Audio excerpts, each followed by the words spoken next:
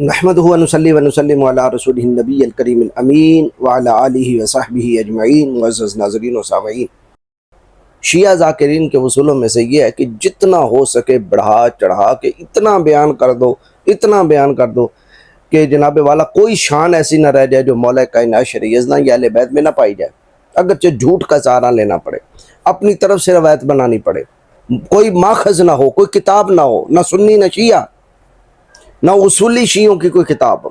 مثلا یہ ایک ذاکر ہے، علی عباس عسکری ہے، نوجوان ہے، آئے روز اس کے کلپ آتے رہتے ہیں، آئے روز اس کے بیانات، کبھی یہ آسمان کی طرف جا رہا ہے تو کبھی تحت الثری کی طرف جا رہا ہے، یہ زمین پہ تو ٹھہرتے ہی نہیں ہے نا۔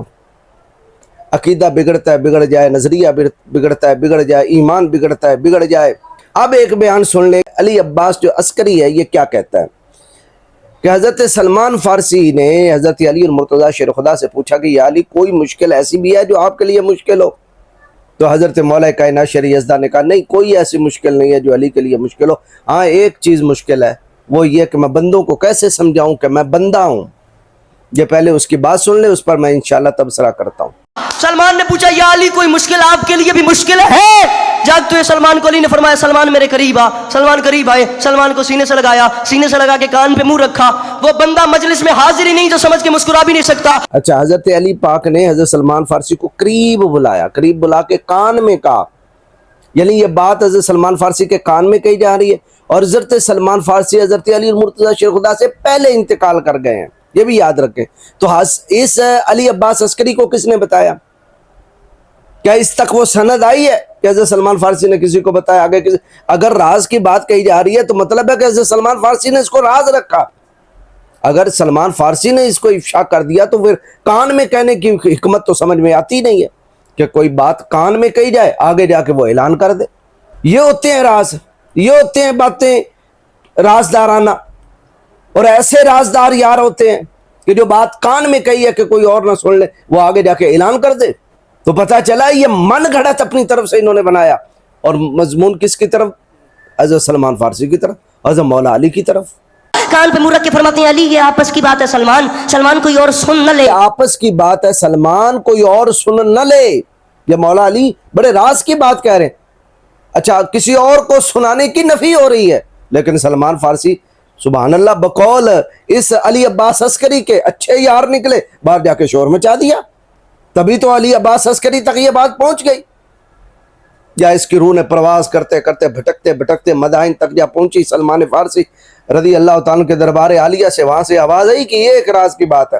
یہ اس طرح کے جناب والا یہ چھوڑتے رہتے ہیں، جس طرح وہ آ جائے نا پتنگ کا موسم تو چھوڑتے رہتے ہیں، یا برسات میں مینڈک جو نکلتے رہتے ہیں ٹر ٹر ٹر، بس ان کی جب مجالس آتی ہیں تو ٹر ٹر ٹر بناتے، نہ کوئی کتاب کا حوالہ، نہ کوئی ماخذ، نہ کوئی کچھ۔ یوں تو دنیا کی کوئی مشکل علی کے لیے مشکل نہیں، لیکن ایک مشکل علی کے لیے بڑی مشکل ہے کہ میں بندوں کو یہ کیسے سمجھاؤں کہ میں بندہ ہوں، میں بندوں کو کیسے سمجھاؤں کہ میں بندہ ہوں۔ سبحان اللہ، دیکھو مشکل ہے۔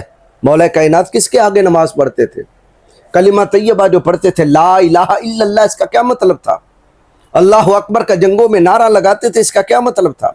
اللہ اکبر کہہ کے نماز پڑھ کے سبحانک اللہم و بحمدک و تبارک اسمک و تعالی جدک و لا الہ غیرک نہیں پڑھتے تھے؟ مجھے بتائیں، سورہ فاتحہ تو اونچی آواز میں پڑھی جاتی ہے، 5 وقت میں مولا کائنات جب جماعت کروایا کرتے، نماز پڑھاتے تھے، تو کیا آپ الحمدللہ رب العالمین نہیں پڑھتے تھے؟ الرحمن الرحیم نہیں پڑھتے تھے؟ مالک یوم الدین نہیں پڑھتے تھے؟ ایاک نعبد و ایاک نستعین نہیں پڑھتے تھے؟ اہدنا الصراط المستقیم صراط الذین انعمت علیہم غیر المغضوب علیہم ولا الضالین نہیں پڑھتے تھے؟ کیا نماز میں یہ نہیں کہتے تھے التحیات للہ والصلوات والطیبات؟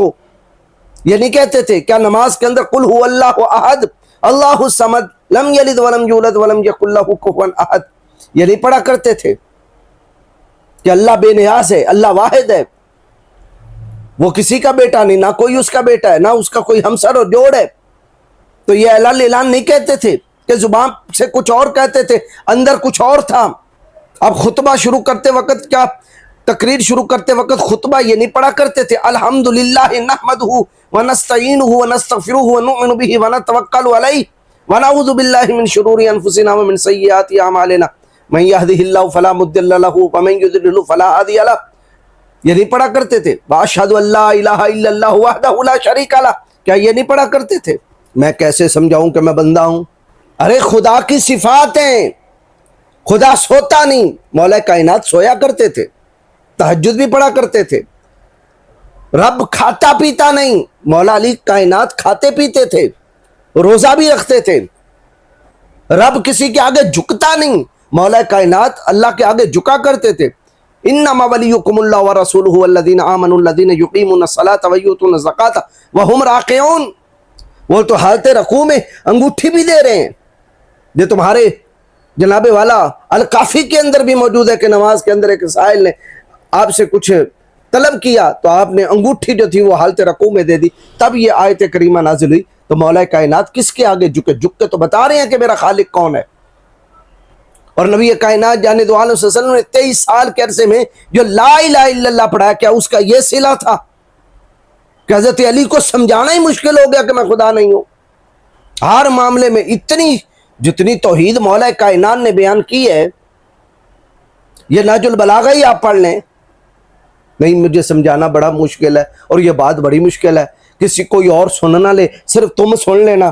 اچھا، حضرت سلمان فارسی نے پھر آگے کس کو بتا؟ جب بتا دیا تو سنا تو دیا. جس بات سے روکا تھا حضرت سلمان فارسی نے آگے بتا دی بقول عباس عسکری کے. تو جو راز کو راز نہ رکھے اس پہ کیا فتویٰ لگتا ہے؟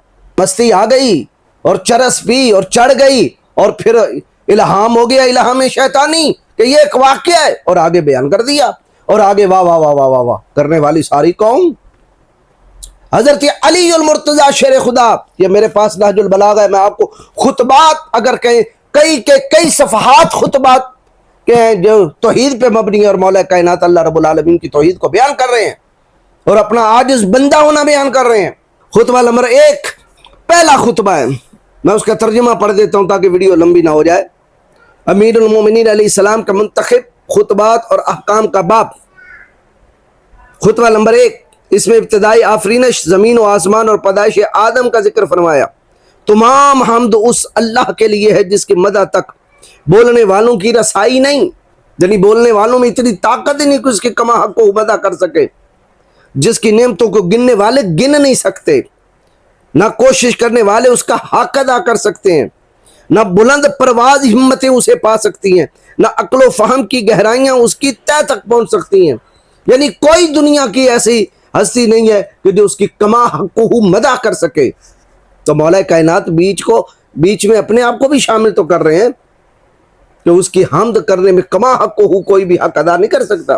اس کے کمال ذات کی کوئی حد معین نہیں، نہ اس کے لیے توصیفی الفاظ ہیں، نہ اس کی ابتدا کے لیے کوئی وقت ہے جسے شمار میں لایا جا سکے، نہ ہی اس کی کوئی مدت جو کہیں پہ ختم ہو جائے. اس نے مخلوقات کو اپنی قدرت سے پیدا کیا، اپنی رحمت سے ہواؤں کو چلایا، تھر تھراتی ہوئی زمین پہ پہاڑوں کی میخیں گاڑی. یہ پہلا خطبہ ہے مولا کائنات شرع یزداں کا. بندوں کو سمجھا تو رہے ہیں. اور شرق سے لے کے غرب تک پوری دنیا اس وقت جو کلمہ پڑھتی تھی وہ یہی تھی، لا الہ الا اللہ، اللہ کے سوا کوئی معبود نہیں ہے. بس یہ ہے کہ کسی طریقے کوئی خطبہ شتبہ وہاں سے نکال لیں یا بنا لیں کہ تاکہ مولا علی کو کم از کم خدا کے برابر بیٹھا دیں، کہ خدا نہیں کہنا، باقی ساری صفات ان کے اندر ہے. خدا نہیں کہنا، رازق بھی کہہ دو، محیی بھی کہہ دو، ممیت بھی کہہ دو، رشید بھی کہہ دو، غنی بھی کہہ دو، صمد بھی کہہ دو، رحمان بھی کہہ دو، رحیم بھی کہہ دو. باقی ساری صفتیں جیسی آتی ہیں، سورج بنانے والا، چاند بنانے والا، خالق، مالک، یہ سارا کچھ کہہ دو. بس خدا نہیں کہنا، کیونکہ خدا کہنے سے بندہ نصیری ہو جاتا ہے. اچھا، باقی کہنے سے بندہ مسلمان رہتا ہے. یہ خطبہ پہلا تھا. اب سنیے خطبہ نمبر 2، دوسرا خطبہ. صفین سے پلٹنے کے بعد فرمایا، اللہ کی حمد و ثنا کرتا ہوں، اس کی نعمتوں کی تکمیل چاہیے، اس کی عزت و جلال کے آگے سر جھکانے اور اس کی معصیت سے حفاظت حاصل کرنے کے لیے اور اس سے مدد مانگتا ہوں، اس کی کفایت و دستگیری کا محتاج ہونے کی وجہ سے. مولا کائنات اپنے کو اللہ تعالیٰ کا محتاج سمجھتے تھے کہ میں خالق مالک کا محتاج ہوں، میں اس کا بندہ ہوں، اور اس کی کفایت و دستگیری کا محتاج ہونے کی وجہ سے جسے وہ ہدایت کرے وہ گمراہ نہیں ہوتا، جسے وہ دشمن رکھے اسے کوئی ٹھکانہ نہیں ملتا، جس کا وہ کفیل ہو، وہ کسی کا محتاج نہیں رہتا. یہ حمد اور طلب امداد وہ ہے جس کا ہر وزن میں آنے والی چیز سے پلہ بھاری ہے اور ہر گنج گرام آیا سے بہتر اور برتر ہے. میں گواہی دیتا ہوں کہ اللہ کے علاوہ کوئی معبود نہیں جو یکتا و لا شریک ہے.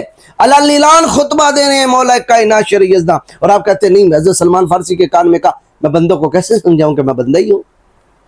اللہ تو بتا رہے ہیں ایسی گواہی جس کا خلوص پرکھا جا چکا ہے اور جس کا نچوڑ بغیر کسی شائبے کے دل کا عقیدہ بن چکا ہے. یعنی میں ایسی گواہی دے رہا ہوں میرے دل کا یہ عقیدہ ہے اللہ کے علاوہ کوئی معبود نہیں ہے. زندگی بھر ہم اسی سے وابستہ رہیں گے اور اسی کو پیش آنے والے خطرات کے لیے ذخیرہ بنا کے رکھیں گے. یہی گواہی ایمان کی مضبوط بنیاد اور حسن عمل کا پہلا قدم اور اللہ کی خوشنودی کا ذریعہ اور شیطان کی دوری کا سبب ہے. اور یہ بھی گواہی دیتا ہوں کہ محمد اس کے عبد اور رسول ہیں.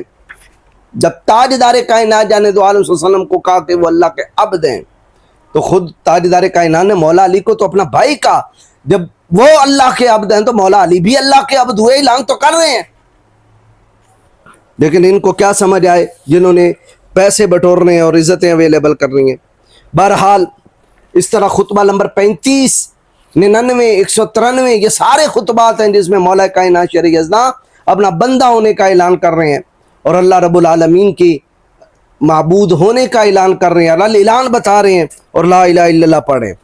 اچھا اب حضرت مولا کائنات شر یزداں آپ کہتے ہیں نہیں مولا علی کے لیے یہ مشکل ہے کہ وہ یہ بتائیں کہ جناب والا میں کیسے سمجھاؤں کہ میں بندہ ہی ہوں، میں اللہ نہیں ہوں. یہ بڑی مشکل ہے، اس کے علاوہ کوئی مشکل نہیں. میں آپ کو بتاتا ہوں اسی نہج البلاغہ کے اندر اور کتنی مشکلیں ہیں جو مولا کائنات کو پیش آئیں. یہ جناب والا صفحہ 759 ہے. حضرت مولا کائنات شر یزداں کا قول ہے، 250 نمبر قول. آپ فرماتے وقال علیہ السلام عرفت اللہ سبحانہ بفسخ العزائم وحل العقود ونقد الہمم. میں نے اللہ سبحانہ کو پہچانا ارادوں کے ٹوٹ جانے، نیتوں کے بدل جانے اور ہمتوں کے پست ہو جانے. میں نے اللہ کو کیسے پہچانا کہ میں نے کسی کام کا ارادہ کیا لیکن ارادہ الہی اور تھا، ارادہ الہی غالب آیا، میرا ارادہ بدل گیا. میں نے اللہ کو کیسے پہچانا، ایک نیت کی لیکن اللہ کا ارادہ کچھ اور تھا، مشیت اور کچھ تھی، میری نیت بدل گئی. تو میں نے نیتوں کے بدل جانے، ارادوں کے بدل جانے، ہمتوں کے پست ہو جانے سے کہ میں نے چاہا کہ ایسا ہو جائے لیکن ایسا نہیں ہوا. یعنی جنگ صفین میں فتح چاہتے تھے، فتح نہیں ہوئی، مصالحت پہ بات ختم ہو گئی. مولا کائنات شر یزداں کی ایک چاہت تھی اور یہ چاہت نہج البلاغہ کی کتابوں اور مختلف کتابوں کے اندر ملتی ہے.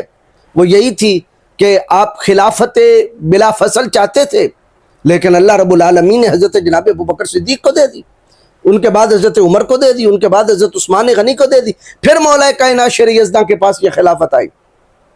اگر بعض کتابوں میں خلافت کے چاہنے کا بھی سوال پیدا ہو جائے تو پھر چاہت بھی تو ٹوٹی، چاہت بھی تو بدلی. ہمارے ہاں تو یہ ہے کہ وہ نفوس قدسیہ ہی اتنے پاک تھے کہ جب حضرت ابوبکر کا زمانہ ہے انہوں نے بیعت کی، حضرت عمر کا زمانہ ہے بیعت کی، حضرت عثمان غنی کے زمانہ میں ان کی بیعت کی. بہرحال حضرت عثمان غنی اور مولا کائنات شر یزداں کا جب انتخاب ہونے لگا تو مولا کائنات کی مرضی یہ تھی کہ میں خلافت کا اہل ہوں، میں حقدار بنوں، مجھے خلیفہ بنایا جائے، مجھے خلیفہ بنایا جائے. حضرت عثمان غنی کی چاہت تھی کہ مجھے خلیفہ بنایا جائے، تو چاہت عثمان پوری ہو گئی، چاہت مولا علی نہیں پوری ہوئی، وہ ان کے اپنے زمانے میں پوری ہوئی. تو چاہتوں کے بدلنے سے، خواہشات کے بدلنے سے، ارادوں کے بدلنے سے، ہمتیں پست ہونے سے مولا کائنات کہتے ہیں میں نے ان وجہ سے خدا کو پہچانا ہے. اور تم کہتے ہو مولا علی کے لیے کوئی مشکل نہیں ہے، بس ایک مشکل ہے کہ میں کیسے سمجھاؤں کہ میں بندہ ہوں. اچھا مجھے یہ عباس عسکری صاحب تمہارے اگر یہ اس کو مان بھی لیا جائے تو پھر ایک بات اور کلیئر ہو جاتی ہے، وہ کیا؟ گلے میں رسی ڈال کے گھسیٹنا، بیعت کرنا، بیہوشی، مکروہ، دروازہ جناب والا در سیدہ کو آگ لگا دینا اور ان کا کچھ نہ کرنا، اور یہ سارے یہ تو پھر بکواسیات ہیں. کیونکہ اگر یہ سارا کچھ ہوتے ہوئے مولا علی کچھ نہیں کر سکتے تو اتنی مشکلات تو یہ بھی کھڑی تھیں کہ کوئی مشکل نہیں ہے مولا علی کے لیے، مشکل کشا کے لیے کوئی مشکل نہیں. اتنی مشکلیں تو تم نے اپنی کتابوں میں پیدا کر دی، لکھ دی کہ یہ مشکلات تھی مولا علی کے لیے. وہ تو 40 بندے بھی اکٹھے نہ کر سکے، یہ مشکل تھی مولا علی کے لیے. وہ تو اپنے آپ کو رسی سے چھڑا نہ سکے، یہ تھی مشکل مولا علی کے لیے، وغیرہ وغیرہ وغیرہ. وہ تو اصل قرآن امت کو نہ دے سکے، یہ مشکل تھی مولا علی کے لیے۔ اچھا مجھے بتائیں کتنی مشکلات ہو گئی، اور اگر کہوں کہ نہیں صرف یہی ایک مشکل ہے باقی کوئی نہیں، تو پتہ چلا الحمدللہ اہل سنت کا یہ عقیدہ ہے کہ ایسا کچھ بھی نہیں ہوا۔ مولا کائنات نے اپنی مرضی سے بیعت کی اور خلافت جاری ہوئی، اور حضرت سیدنا صدیق اکبر رضی اللہ تعالی عنہ، حضرت فاروق اعظم اور خلفائے ثلاثہ نے اہل بیت کے ساتھ کوئی ظلم نہیں کیا، کوئی زیادتی نہیں کی، بلکہ ان سے محبتیں کی اور ان سے الفتیں کی، عقیدت رکھی، محبت رکھی اور مودت رکھی۔ یہ سارا کچھ جو تم بیان کرتے ہو، ایک طرف تمہارے یہ عقیدے ہیں، ایک طرف تمہارے وہ نظریے ہیں، نہ ہی کے نہ شی کے، تم ہے کدھر کے؟ یا تو کہو کہ یہ ساری مشکلات تھیں، یا کہو کہ کوئی مشکل نہیں تھی۔ اللہ تعالی ہمیں صحیح راہ اپنانے کی توفیق عطا فرمائے جو اہل بیت کا صحیح راہ ہے۔